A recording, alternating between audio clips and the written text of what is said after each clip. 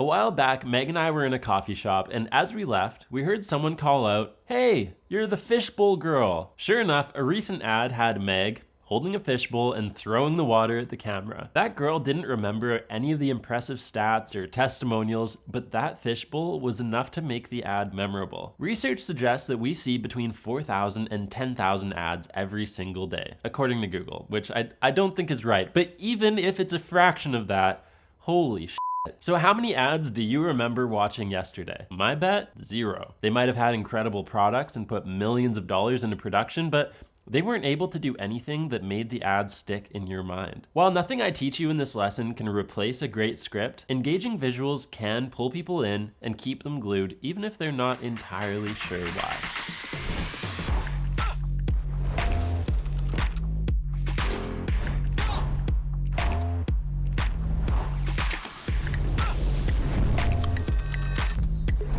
Before diving into all of the tools and strategies for visual storytelling, it's important to understand that there's a time and a place for each. If you're producing a hero video of your brand story, you might choose to use everything in this entire lesson. But if you want to create an authentic feeling UGC style ad, you might only need to think about a few. Consider each of these strategies as a tool to put in your belt and only pull out when the situation calls for it. You also need to know that everything we'll go over today is used to enhance a great script, not replace one. If your script or hook are lacking, there are no visual storytelling tools out there that can save them. But when a great script and great visuals come together, it is a mesmerizing experience that leaves audiences wanting to buy without knowing what happened. So, without further ado, let's get into it. The first visual component, which is important no matter what style of ad you're creating, is your location. Where you film your video tells the viewers a lot subconsciously about what's happening. If you're selling healthy food, it might make the most sense contextually to shoot in a clean kitchen or a lush garden, no matter what type of ad you're creating. You may also choose to switch up your location every few lines to keep people more engaged. This can be done by choosing locations that match what's being spoken about in the script. For example, in our most recent hero ad, we went through over a dozen locations within a couple of minutes. When we're talking about waking up to 200 views, she's in bed. When we're talking about how it takes less time than 2 episodes of Love is Blind, she's in front of the TV. When she's talking about how you can get your money back just like that top you thought you could pull off from Aritzia, but maybe couldn't quite, she's in the bedroom next to the closet. For every script, you should be thinking about where it makes most sense contextually to be filming the lines. You can also use jarring locations in your videos to help your video stand out from everything else that they see on social media. While a great script can be shot with your webcam without leaving your desk,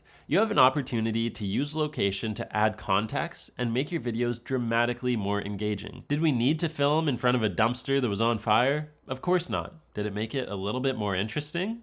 I think so. Visual technique number 2 to keep people glued is movement. If you're delivering lines with your hands folded in your lap, you're probably not giving the viewer enough to look at to keep them engaged. Remember, the video before yours could be someone jumping out of a plane in the stratosphere, and the video after could be a parrot dancing to Despacito. The competition is immense, and if your viewer is in a car with their friends yelling while they're scrolling on their phone, you need to command their attention. Try to think about how you can use movement to give the viewer something engaging to look at. Here is an example of a hook that performed extremely well for us. If you stick around to the end, I'm gonna share a format you can steal that's gotten over 500,000 views every time we've used it. Within a few seconds, Khan is walking towards the camera, picking up a briefcase, opening it, light is streaming out, he's reacting to seeing what's in the briefcase, he's slamming it shut, and he keeps walking. While this is an extreme example, it includes a lot of elements of movement that you can use. So let's break down a few types of movement that you can use in your videos. The first way to add movement is simply the push in or pull out. This can be done in camera by moving the camera closer to the subject while shooting a take, or it can be done in editing by increasing the scale of your clip. When you're pushing in on the subject, it adds emphasis to what they're saying and it builds anticipation. You can also do this in the edit with cuts. By cutting closer to your subject, like this, it adds emphasis to what they're saying and also allows you to hide the cut between 2 takes. You've probably noticed that we've been using this technique throughout the entire course to cut between takes, cut out lulls, or or add emphasis to important points. If you hadn't noticed that before, I'm sorry. You're definitely going to notice it now. As a rule of thumb, you always want to vary the distance of your subject between shots. For example, you never want to go from a tight shot to a tight shot unless it's intentional. If you end a scene on a tight shot, think about how you can start the next scene with a wide, a medium, or a shot on an object. It's hard to explain exactly why until you see a video that does this wrong. It can feel like a bad student art film or like a scene from The Exorcist, which is probably not what you're going for. The second way to add movement is the walk and talk. By having your talent walk with the camera, it allows the shot to keep moving and creates more energy or urgency. We use this all the time if there's no appropriate action that matches what's being said. To make this flow better, always get your talent to take a couple steps before they start delivering the line. The third way to add movement is with camera movements to draw people's attention to what's being talked about. If someone is referencing an object, it can be helpful to visually pan the camera over to the object to bring attention to it. Make sure your movement and action is relevant to what you're talking about. Bonus points if it also helps to sell your product. The next visual tool we use in practically every video we create is graphics. Graphics are a way to very quickly validate things that you're saying or provide more clarity if you're explaining confusing concepts, like our edutainment scale. For example, if you're talking about press that you got, giving a visual representation will confirm what you're saying in the viewer's mind. This is also a way to add additional movement and provide more for your viewers to look at. Don't just say that your product has 100,000 5-star reviews on Amazon, show it while you're delivering the line. Especially when you're talking about social proof, showing a visual representation of the person or case study that you're referring to helps to prove that what you're saying is true. It's important to know what graphics you'll be adding before you shoot the video.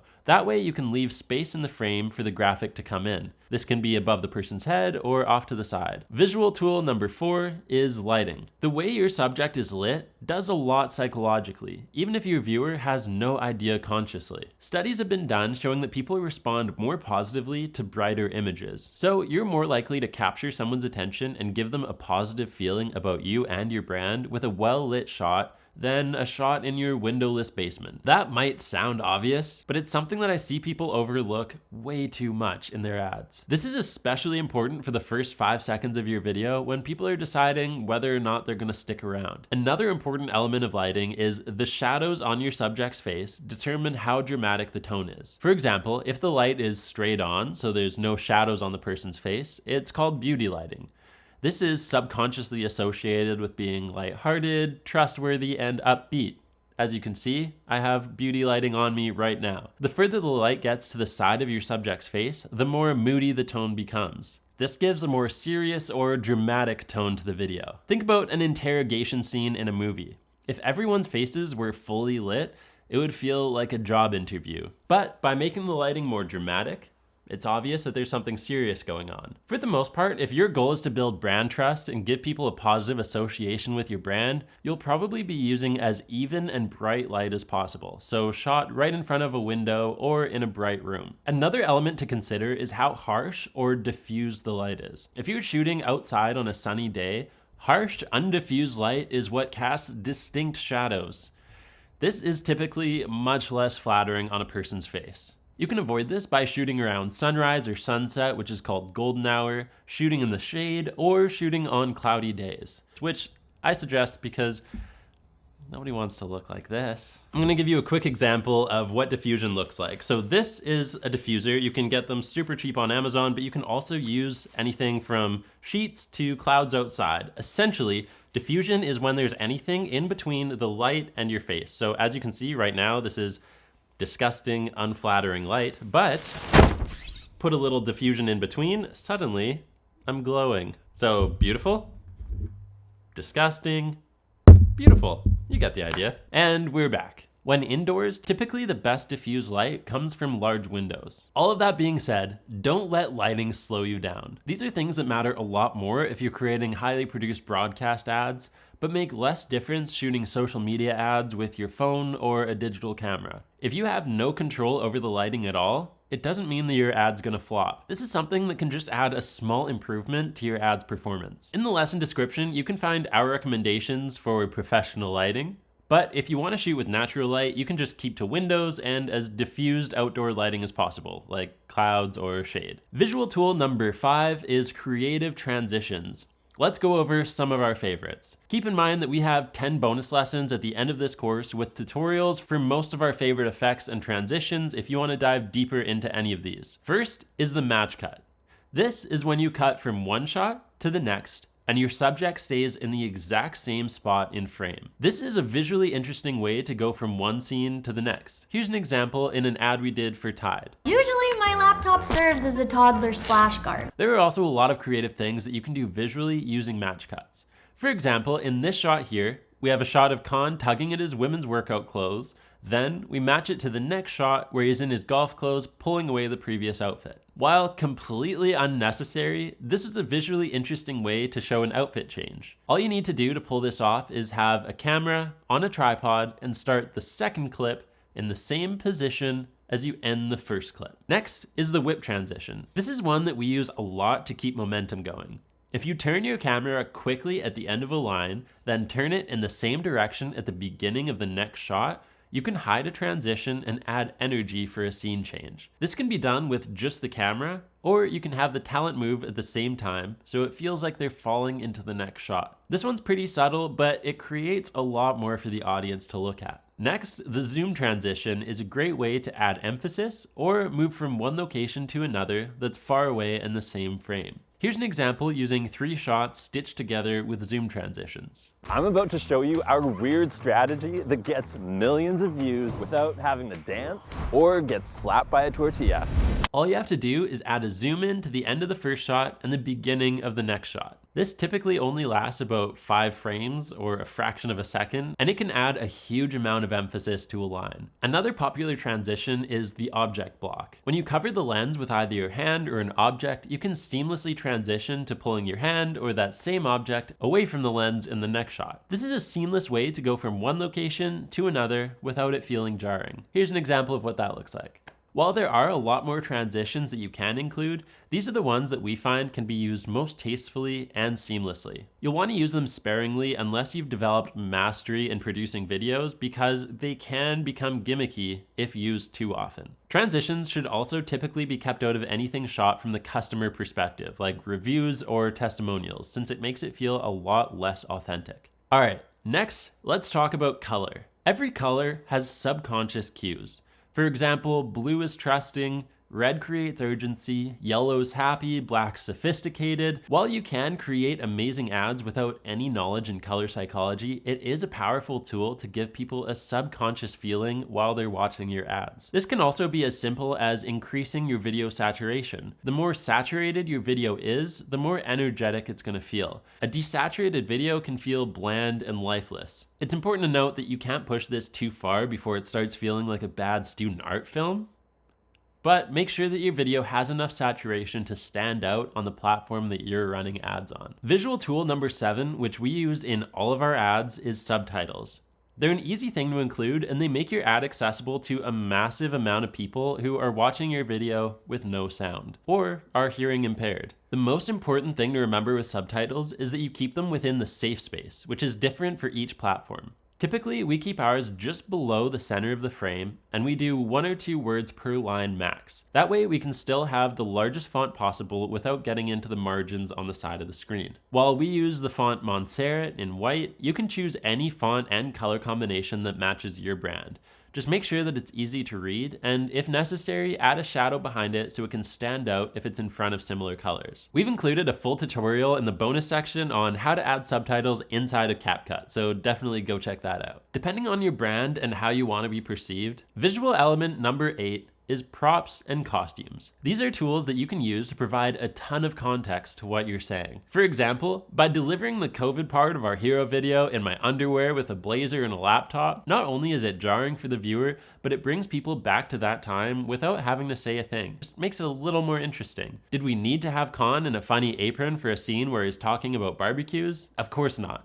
But it adds a 1% improvement to the video that makes it more entertaining to the audience that we're trying to reach. Remember that when your goal is to stand out, Props and costumes can be an easy way to do that as long as they add to the persona that you're creating for the brand and give more context to what's being said rather than being distracting. That said, don't feel like you need to break the bank. We mostly use what we have around the house or go to thrift stores. You wouldn't believe how much use we've gotten out of our leaf blower.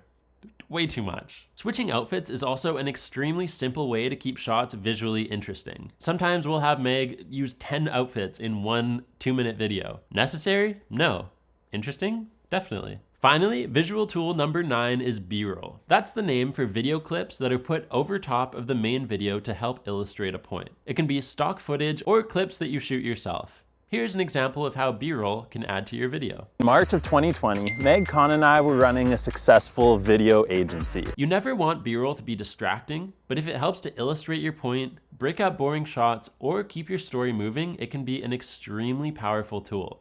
Okay, we have covered a ton in this lesson. These are all visual tools and techniques that we think about literally every time we shoot. So if this was all new to you, I would recommend coming back to this lesson a few weeks from now and giving it another watch to make sure that it all fully sinks in. Also, if you want to dive deeper into any of the topics that I've covered, we have lessons that go deeper into things like lighting psychology, transitions, camera movements, or just general video production in our Content Creator Academy, which I will link below. Remember, most of our highest performing ads were shot in just a few hours on our iPhone without leaving the house. So if you can get creative with these visual storytelling techniques, I promise you, you can create some visual masterpieces, and I can't wait to see them when you do. All right, the next lesson is one of my personal favorites. Tess is going to teach you how to grab an audience's attention in the first 5 seconds of your video with hooks.